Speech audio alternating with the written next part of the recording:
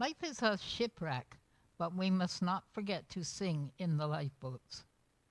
Angel decorations adorned the Christmas tree beside the pulpit. Dozens of poinsettia plants covered the floor in front of the altar. Candles flickered on the windowsills. 30 minutes before Christmas Eve service was scheduled to begin, the sanctuary was already half filled. Children clad in fancy dresses and dress shirts fidgeted. Adults wished they could offer their best of the season. My husband, daughter, and I would spend Christmas Day with my in laws, a large, exuberant gathering that included a lot of excited children, presents, and an abundance of food. On Boxing Day, we would drive to the country to celebrate with my parents and my brother's family, but Christmas Eve belonged to our church family.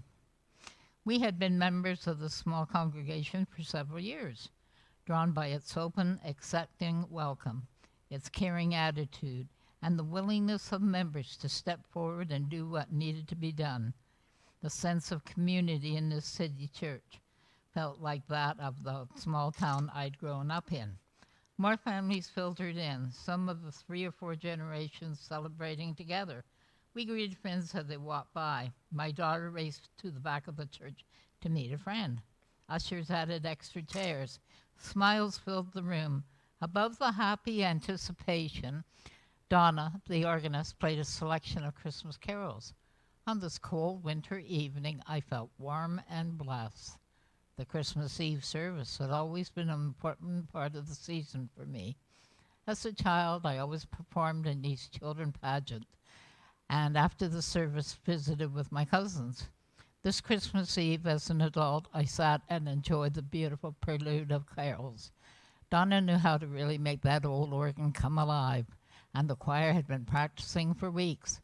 I looked forward to hearing them sing, and to the climax of the service when the lights would dim, candles distributed, and we'd all sing Silent Night. Suddenly the organ boomed. Well, it was more like an explosion. Donna threw up her hands into the air and shouted, "Oh my God!" Were words unfamiliar to the church setting, but the congregation collapsed into silence. A wisp of smoke ascended from the organ. Donna stared at it with shock and disbelief, as if she had been betrayed by a trusted friend. Clearly the old organ was done. My blissful feeling turned to unease as I wondered what would happen to the service now. Would the entire service be stopped? Or would it continue minus music? We could easily sing the familiar carols cappella. Could the choir still perform? Would we skip some of the played hymns? Perhaps our minister could accompany the candlelit singing of Silent Night on his guitar, the instrument the carol was composed for and originally played on. A movement in the sanctuary interrupted my private replanning of the service. Val, a member of the church, dashed across the room, quickly sat down at the piano, and immediately began playing where Donna had left off.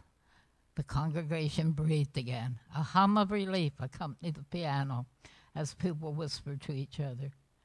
The service proceeded as per plan. We sang carols.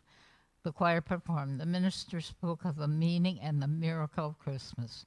Near the end of the service, the lights dimmed and the candles in our hands, we sang Silent Night with joyous awe and with gratitude for the miracle of helping hands among us.